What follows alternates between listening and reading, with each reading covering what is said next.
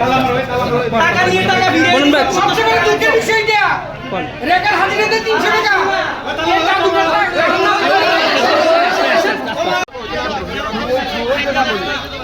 আমার এই মাসে বিল আসলো 100 টাকা।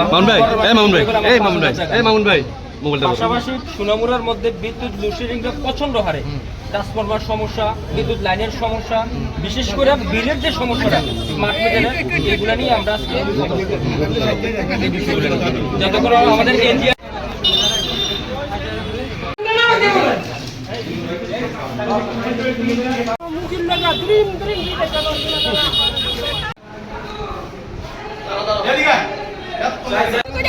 বাচ্চাদের রইলে আর যেটা সাবেছি 500 টাকা দাও না আমরা ফিরাই দিতে কাটটা 800 টাকা দিতাম তারারে মানে 500 টাকা কইতে দিতাম আমরা যাবই নাই ভূত নাই আমি আর যেটা সাবেছি কিটা কইছে 500 টাকা রিচার্জ হয় না নাকি? হইতো না আর 800 টাকা দিতাম আমি কইতে দিতাম 800 টাকা আমি 3 দিন হসপিটাল ভর্তি আছি। 800 টাকা কি কারণে দিতেন আপনি জিজ্ঞাসা বলে কি চার্জ বলে কাটে কি জাজ করে তারা কয় না এদিকে কথা নি কোন আনকে আমরা ছেলে মানে এটা কয় না তারা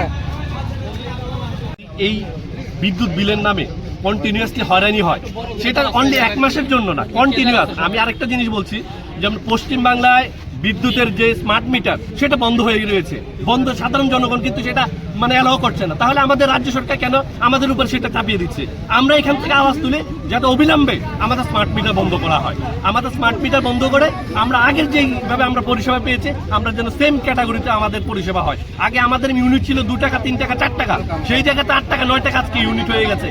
এই যে বর্ধিত মূল্য, এই সাধারণ জনগণ আজকে কোথায় যাবে? যদি এমন করে আমাদের বিদ্যুতের নামে আমাদের সঙ্গে প্রতারণা করা হয় তাহলে তো আমাদের জায়গার উপায় নেই। তাই আমাদের ত্রিপুরার সমস্ত জনগণকে অনুরোধ করছে, আপনারা আপনাদের জায়গা থেকে এই বিলের বিরুদ্ধে, এই ইলেকট্রিক বিলের বিরুদ্ধে আপনারা সোচ্চার হন।